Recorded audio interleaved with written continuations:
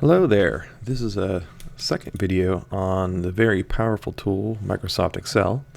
In the last video called Orientation, I just went over some of the basics of cell formatting and we made this table that you see here.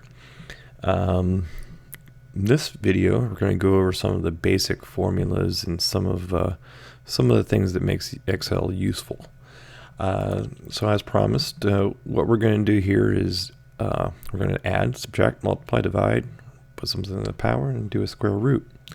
And to start any formula in Excel, you click on the cell where you want to put the formula. The first thing you press is equal.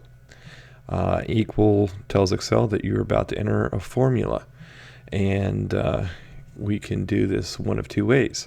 So we can hit equals, then we click on the first cell. So that was cell A2. A2 is column A, row 2, and you can see how it's highlighted there. And we just hit our plus sign, and we want to add that to B2, which has a number 2 in it.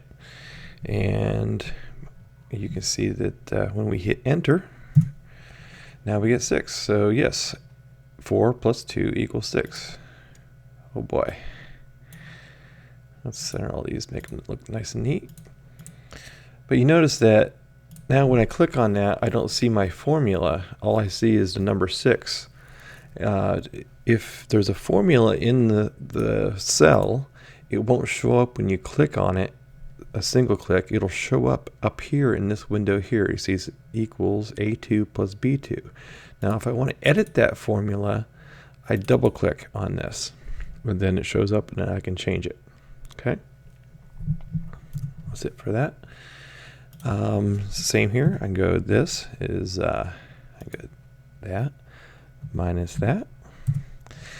Now the other way that we can do this is we can type the cell coordinates in. So I can go A2, and multiply is the asterisk, which is over the 8 key if you don't have a numpad, B2. And you can see it doesn't matter that it's not case sensitive here, so lowercase works just fine. 2 times 4 is 8. Yeah, so it's doing it right. And again, A2, and the slash sign is for divide, and that's underneath the question mark right next to your shift key. B2. Now the power is a little bit different, and if you haven't used this before, this will be new. So it's equals, let's say we want to do B2, which is, remember, the number 2 over here. And to raise that to the power, we're going to hit Shift 6 or the caret sign. And that's the raised to, click on that, A2. So this would be 2 to the power 4. 16. Now square root, again, is a little bit different.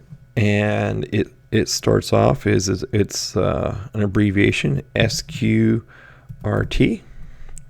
and you can see as you type these, it'll come up with things that you might want it to be. So you can click on that, and it'll give you a little cheat here. It says square root, and then the number that you want to put in there. Let's put square root of 4 in there. Okay, square root of 4 is 2, so they get it right. Now, why in the world would we want to go through all the trouble of putting all this stuff into a spreadsheet to figure this stuff out? Well, the answer to that is that once we have this set up, it's very automatic. So I can go ahead and I can change this number here, and all the rest of these will update automatically. Boom. I can change this one here too. We can change it to 23, some big number, and all of the rest of these update automatically.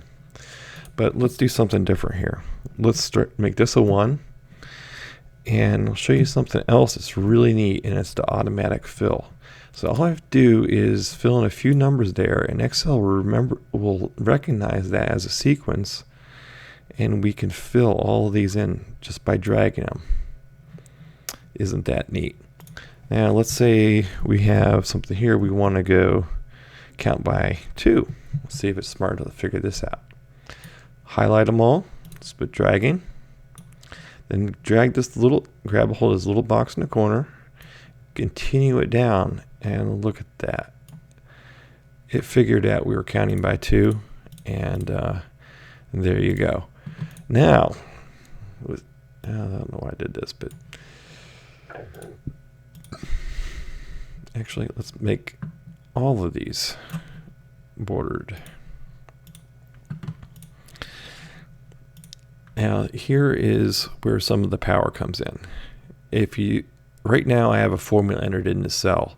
It's adjacent to a whole column of cells that have values in them.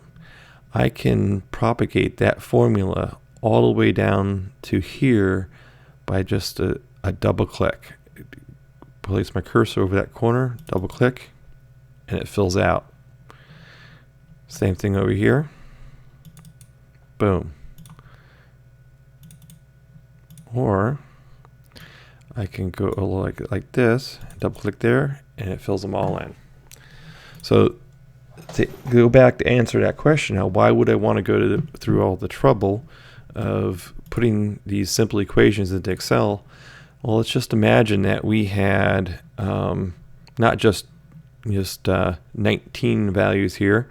What if we had 1,500 values in this column and another 1,500 values in this column, and we need to perform some kind of operation on those? Well, we could easily bring those into Excel, and then we can write the equation once, and then with a few clicks we can get all of the corresponding values all at one time. Now, one more thing on formulas before we go. I'll start with this one. I want to go through. Now, you know what? I'm going to save this for next time. So next time we're going to go over nesting formulas, and just so yeah, we'll go over nested formulas. But for right now, hope you have the gist of how the basic formulas work. And next time we'll go over how we nest those and how we can change the formulas to do something else for us. Thanks a lot.